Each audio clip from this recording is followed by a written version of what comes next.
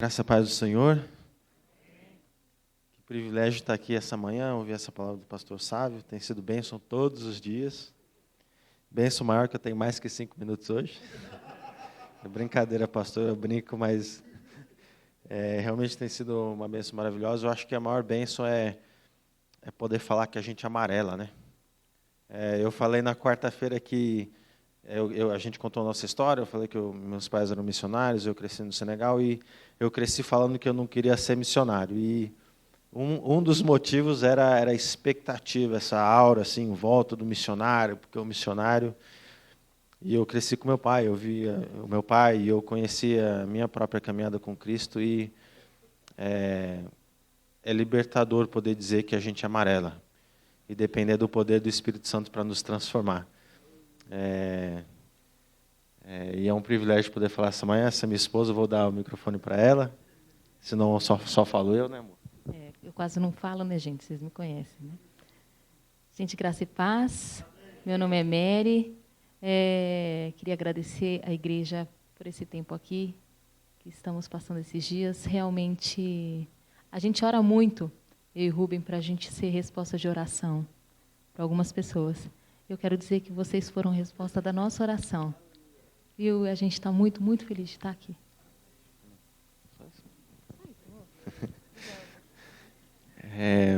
A gente tem falado...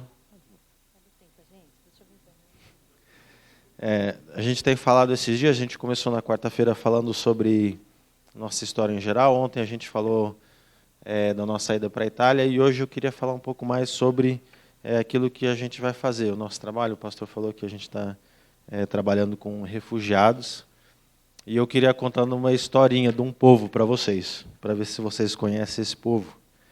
Era um povo muito pequeno, vivia num lugar muito inóspito, passava muita dificuldade,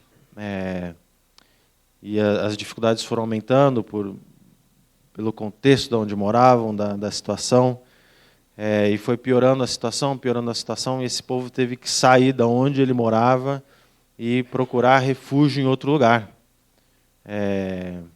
senão morria. O povo morria, e eles chegaram nesse outro país, nesse outro local, e começaram a morar ali. Começaram a se instalar ali, casar ali, crescer ali, começou a chegar mais gente, foram crescendo, e o lugar onde eles estavam começou a sentir isso, né? Os empregos que tinham para todo mundo, de repente, não eram só daquele país, era de outro povo. Começou essa história de xenofobia, que eles estão aqui, eles só bagunçam. Na Itália tem isso também, eles falam que o estrangeiro só causa problemas.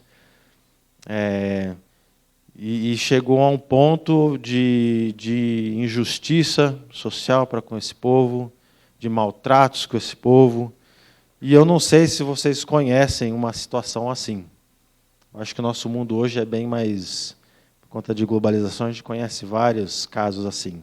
Eu sei que até no Brasil tem alguns casos de haitianos vindo para cá, e eles são maltratados e tudo mais. Mas eu estou falando, na verdade, do povo de Deus. Quando saiu de onde ele estava e foi morar no Egito, foi procurar refúgio no Egito por conta da fome. E eles chegaram ali no Egito como refugiados, começaram a crescer demais, e sofreram um monte de consequências pela ida deles ao Egito. E a gente não... eu admito também que eu não tinha nem pensado nisso, mas a nossa história como cristão é feita por refugiados. Se a gente lembrar a história de Jesus, Jesus foi refugiado. Jesus foi um refugiado religioso. José e Maria tiveram que fugir também para o Egito para escapar da perseguição. E muda um pouquinho a nossa ideia de refugiado. A gente costuma pensar em refugiado lá longe, um povo diferente, que está fugindo, mas, na verdade, faz parte da minha história, da sua história em Cristo. E para trazer um pouco também dessa compreensão do que é refugiado e dessa situação de refugiado, eu queria pedir a ajuda de vocês. Eu vou contar, e eu queria que vocês contassem comigo. É a escola dominical, então vocês podem participar também, não é só eu falando. eu queria contar com vocês, pode ser? Vamos contar em voz alta? Então vamos lá. 1, toda a igreja, vai. Vamos lá, de novo. 1, 2, 3, 4. Uma pessoa acabou de sair de sua casa forçada por conta de guerra, perseguição ou por outro motivo. Vamos continuar contando? 5, 6, 7, 8. Uma outra pessoa acabou de sair da sua casa por conta de guerra, fome, perseguição. E a gente pode continuar. 9, 10, 11, 12. E assim por diante. Só para esses números fazerem um pouco de sentido, a cada 4 segundos uma pessoa é forçada a deixar a sua família, ou sua casa, ou sua terra. Se a gente faz a continha lá, a cada minuto 15 pessoas saem de casa, perdem perdem nacionalidade, perdem direitos, perdem tudo. Perdem aquilo que elas conhecem, onde elas cresceram, perdem muitas vezes a igreja onde cresceram. E eu peguei e fiz um cálculo, porque eu fiz o cálculo de mais ou menos 500 membros da IPG2, né? A cada 33 minutos, um grupo de gente que formaria a IPG2 é obrigado a sair de casa, largar tudo para trás e seguir refúgio em outro lugar. É muita gente. É muita gente. E os números assustam. Eu também, antes de começar, antes de ir para a Zâmbia, ficar em campo de refugiado, eu não sabia disso. Eu não sabia desses números e da quantidade de pessoas que são obrigadas a sair de casa. Em 2014, foram 42.500 pessoas, 42.500 pessoas por dia que deixaram suas casas para procurar refúgio em outro lugar. É muita gente. É muita gente. No total, são 59 milhões de pessoas todo ano que são forçadas a sair de casa, por esses diversos motivos. Sem contar as pessoas que estão aproveitando da situação também, mas são 59 milhões, quase 60 milhões de pessoas que deixam as suas casas e 20 milhões que têm que sair das suas casas e procurar abrigo em outro país, geralmente associado com perseguição religiosa. Para a gente entender um pouco de onde eles vêm, aonde está acontecendo esse movimento todo, essas pessoas geralmente saem da Síria, do Iraque, vou errar aqui, Paquistão, Somália, Sudão e Afeganistão. E esse dado para mim é muito importante, porque quando a gente olha aquela lista lá da Open Doors, da Portas Abertas, o país com mais perseguição religiosa é a Coreia do Norte, certo? E a lista que vem, a lista ali de segundo lugar, que eles ficam trocando de posição, são exatamente esses países. É a Síria, Iraque, Somália, Sudão, Paquistão, Afeganistão, etc. Infelizmente, a gente vê essa crise, infelizmente, a maioria dessas pessoas acabam indo para países também difíceis. A maioria vai para Paquistão, Turquia, Síria, Líbano, que são países muito fechados. Mas tem muitos indo agora para a Itália. Eles saem dessa região do Oriente Médio, eles passam pelo norte da África, pegam barcos. Eu acho que a gente, aqui no Brasil, aparece também no noticiário a quantidade de pessoas. Apareceu um menininho que se afogou também. Essas pessoas atravessam esses barcos desesperadamente, indo para a Itália, ou então eles vão por cima, passam pela Hungria, Ucrânia, depois descem. Estão chegando na Itália com muito desespero. E a gente pergunta se voltariam, eles não voltariam. Eles estão fugindo por conta da vida deles. E quando a gente chegou na Itália, eu lembro que no primeiro fim de semana eu liguei a televisão, estava passando notícia, eu não entendia muito italiano, mas eu entendi um político falando sobre essa crise, ele falou, estamos vivendo uma doença e uma crise migratória, uma doença de refugiados. E eu fiquei muito triste com isso, do jeito que ele falou sobre essas pessoas chegando, falar dessa crise em forma de doença, né? Falar de pessoas em forma de doença.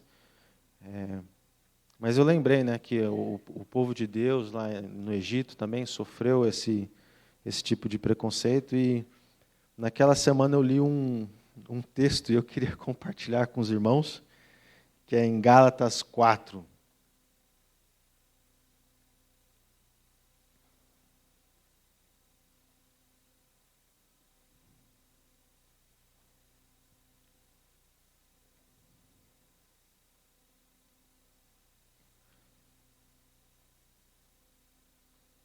Sabendo da crise, da dificuldade que os refugiados passam para chegar na Itália, nosso coração já estava ardendo, já estava doendo para fazer alguma coisa, pedindo para que Deus nos usasse de alguma forma. E aí, chegando na Itália, ouvindo isso, a gente ficou incomodado, e aí, ali em Gálatas 4, versículo 13 e 14... Paulo está escrevendo aos Gálatas, ele diz o seguinte: como sabem, foi por causa de uma doença que lhes preguei o Evangelho pela primeira vez. Embora a minha doença lhes tinha sido uma provação, vocês não me trataram com desprezo ou desdém. Ao contrário, receberam-me como se eu fosse um anjo de Deus, como o próprio Cristo Jesus. Amém? Tem muitos teólogos que falam que Paulo, provavelmente pela viagem que ele fez, ele tinha pego uma malária. E eu sei bastante de malária, porque eu cresci no Senegal com muita malária. Inclusive no Haiti, peguei uma lá que, pela glória de Deus, ainda estou aqui hoje. Mas é interessante que a malária é uma doença que dura aí umas 2 semanas, né? E ela requer total cuidado. Não dá para cuidar, uma pessoa que está com doença de malária, precisa de banho para baixar a febre, passa mal, precisa ser coberta quando tem calafrio, enfim, é uma doença muito chata para quem não está doente, porque precisa ficar cuidando e estar junto e presente com a pessoa. E eu imagino que naquela época eles não tinham equipamentos médicos, eles não sabiam o que Paulo tinha. Imagino o medo deles de chegarem, se aproximarem de Paulo, de cuidarem de Paulo. Era igual ao leproso. O leproso era separado da sociedade. Quem era doente era deixado de lado para se cuidar, e quando melhorasse, sozinho, depois poderia se encontrar e tal. Mas Deus usou a doença de Paulo. E o mais lindo é que os Gálatas não tiveram medo da doença de Paulo e tiveram que ficar ali sendo discipulados por Paulo, lavando Paulo. Imagino que Paulo usou todo o banho que ele tomou, toda vez que foram ajudar ele, limpar o vômito dele, como oportunidade de discipulado. E quando eu li isso daqui, eu entendi a situação da Itália, a doença do refugiado, como uma grande oportunidade. Uma grande oportunidade para a igreja italiana, uma grande oportunidade para os crentes italianos e para nós também, de estarmos juntos dessa doença. Me perdoa a palavra, porque não é doença, mas por essa realidade, esse contexto ali na Itália. E a gente vê no texto que Paulo também fala a verdade, né? Que foi uma provação. Tem a palavra aqui, provação. Que o pastor já falou sobre tomar a própria cruz. E só lembra tudo que ele falou, não vou repetir. Mas que essa situação na Itália, apesar de ser uma oportunidade para a igreja italiana, é uma aprovação, vai requerer um sacrifício da igreja italiana, e a gente tem orado muito por isso, porque a igreja italiana tem tido dificuldade em enxergar os refugiados dessa maneira. A igreja italiana enxerga os refugiados também como uma doença. E a gente pede oração desde já para vocês por causa disso, e a gente agradece, louva a Deus pela nossa igreja na Itália. A gente contou para o pastor que, quando a gente estava preparando para vir para cá, ele puxou a gente de canto e pediu que a gente desse um recado para a igreja brasileira. Ele pediu que a igreja brasileira orasse pela Itália e também enviasse missionários para a Itália, para trabalhar com a igreja italiana. E para um pastor italiano, o italiano é muito orgulhoso. O italiano gosta muito de ser italiano. É verdade, eu sou mais ou menos italiano, mas nessas horas eu sou brasileiro. Eu só sou italiano quando precisa. Mas ele pediu isso, ele engoliu o orgulho e pediu isso com total sinceridade. E a gente tem orado, porque a gente acredita que Deus está querendo usar a igreja italiana para cuidar dessa situação lá na Itália. E eu aprendi isso no Haiti também, a gente tem aprendido isso, que toda crise ou toda doença é, na verdade, uma oportunidade que Deus está dando. Uma oportunidade para a glória de Deus ser conhecida, e é uma oportunidade para a transformação do próprio caráter da igreja. E a gente vê isso no texto, né? Foi por conta de uma doença que o evangelho foi pregado aos Gálatas. E o próprio caráter dos Gálatas foi transformado por conta dessa doença. E a gente vê nitidamente isso. A igreja europeia, há muito tempo já, e a igreja, a gente fala das pessoas, dos europeus, eles têm esquecido um pouco da missão, da importância de discipular. E é lindo que, da mesma maneira que a gente pode falar que a gente é amarela, quando a gente fala isso que Deus age na nossa vida, é pelo poder de Deus, é na nossa fraqueza que Deus age, e a gente vê Deus trazendo a missão para a Itália. É Deus que está levando os sírios, é Deus que está levando os iraquianos, é Deus que está levando o povo do Paquistão, do Afeganistão para a Itália. E é uma bênção para a igreja. A igreja italiana nem sabe disso, mas ela vai ser abençoada por isso, e o evangelho de Cristo vai chegar. O evangelho do reino vai chegar, tanto na Itália quanto nesses países. A gente acredita nisso, e é por isso que a gente está na Itália hoje, que a gente acredita que Deus, é um momento que Deus escolheu para levar essas pessoas na Itália, para abençoar e acordar a igreja italiana, mas também para pregar o evangelho de Cristo no Paquistão, na Síria, na Somália e no Sudão. Países onde é muito difícil entrar como missionário. E a gente pede oração, porque isso não acontece sem sofrimento, e eu não estou nem dizendo o meu e da Mary, mas é o sofrimento dessas pessoas de chegarem até a Itália, é o sofrimento da igreja italiana de decidir que é mais importante ser e discipular e caminhar com as pessoas do que a sua própria vida.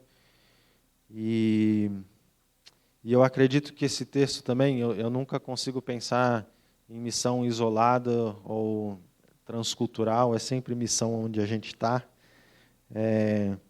E eu acredito também que esse texto é aqui para Brasília, né? Que na Itália tem essa doença lá dos refugiados, e Brasília tem suas próprias doenças também.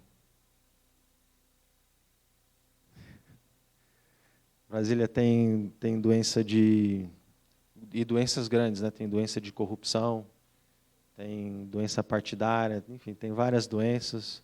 Tem doenças na nossa própria casa, tem doença no nosso trabalho. E são oportunidades que Deus está nos dando. Depois que eu saí do Haiti e eu vi aquele terremoto, e eu vi a igreja de Jesus louvando, agradecendo a Deus pela vida, eu comecei a entender a crise e a doença de uma maneira diferente. Que toda crise é uma oportunidade, é uma porta que Deus está abrindo para a gente caminhar com pessoas e discipular pessoas, como o pastor falou. Enfatizando que requer sofrimento. Necessariamente a gente passa por sofrimento. Os Gálatas tiveram que sofrer ali com Paulo, tiveram que lavar ele, tiveram que limpar vômito, tiveram que abrir mão do seu dia a dia, daquela rotina deles, do trabalho, do concurso público, dessas coisas para abençoar Paulo. Mas eles foram abençoados e o evangelho do reino foi pregado. E é isso que eu queria dizer essa manhã. A gente pede oração, né, pela Itália, mas a gente ora por vocês também, para que Deus também os console no sofrimento, na decisão de abraçar, sim, a doença que está em volta, a doença que se encontra no trabalho, na casa, etc. A gente agradece pelas orações e a gente quer que vocês saibam que a gente tem orado por vocês também. Porque não é fácil, pastor, e a gente realmente amarela. Mas Deus é bom, Deus é maravilhoso e Deus está agindo. As doenças aqui de Brasília não estão aqui por acaso. E vocês também não estão aqui em Brasília por acaso. Os sírios não estão na Itália por acaso. As pessoas, a igreja italiana não está na Itália por acaso. É Deus que tem nos conduzido. É Deus que é Senhor e dono da nossa história, da história de Brasília, da história da IPG 2. Amém? Deus abençoe vocês.